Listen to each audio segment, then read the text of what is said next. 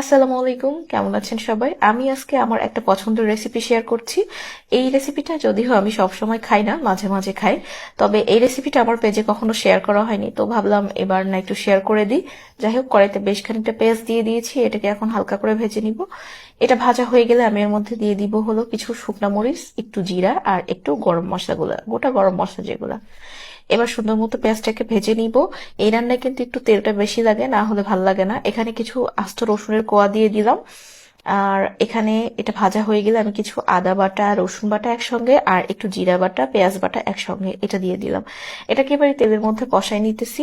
সুন্দর করে মশলাটা একটু কষাই নিতে হবে, না হলে কিন্তু মনে হয় যেন ডালটা একটু মজা লাগে না। এবার একটু পানি দিয়ে গুঁড়া মশলা অ্যাড করে দিচ্ছি, হলুদের গুঁড়া, মরিচের গুঁড়া, ধনিয়া গুঁড়া আর স্বাদ মতো লবণ। এবার মশলাটাকে সুন্দর মতো কষানো হয়ে গেলে আমি এখানে একটু গরুর মাংস দিয়ে দিচ্ছি। এখানে কলিজাও আছে, আর অনেকে এটা চর্বি দিয়েও রান্না করে, তো আমি এটা চর্বি দিয়ে রান্না করি, এটা গরুর মাংস দিয়ে রান্না করছি।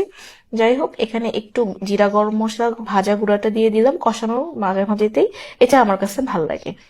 আচ্ছা, এটা সুন্দর মতো কষানো হয়ে গেলে, আচ্ছা এখানে যদি আপনার মাংস ঢাকতে হয় একটু ঢেকে ঢেকে কষাই নেবেন। আমার মাংস ছোট করে কেটে নিয়েছিলাম, আর ওভাবে ঢাকা লাগেনি। আর এখানে আমি হাফ কাপ ছোলার ডাল আগে থেকেই ধুয়ে একটু ভিজাই রাখছিলাম, সেটা দিয়ে দিলাম। সেটাও এখন মাংসের সাথে কষাই নিচ্ছি।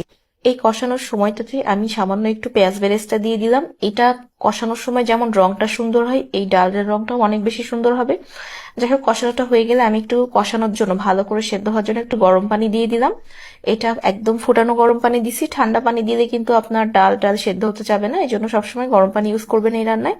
এখন আমি এটাকে ঢেকে ঢেকে রান্না করব, আর মাঝে মাঝে একটু নাড়াচাড়া দিয়ে নিব যাতে নিচে ধরে না যায়।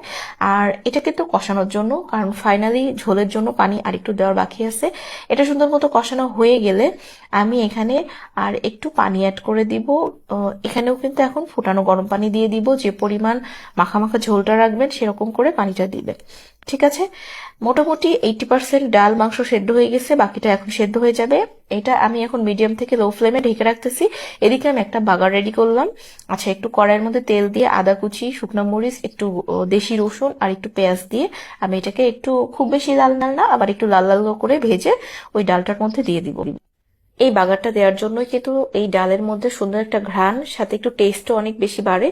আর আমার এই রান্নাটা বাসার সবাই খুব কম বেশি পছন্দ করে। আমার হাজবেন্ড তো খেয়ে কমপ্লিমেন্ট দিয়েই দিছে যে আমার জন্যই নাকি তার ওজন বাড়তেছে। যাই হোক, রান্নাটা কিন্তু খুবই মজার আর খুবই সহজ একটা রেসিপি। বাসায় যদি ভালো লাগে একটু ট্রাই করতে পারেন।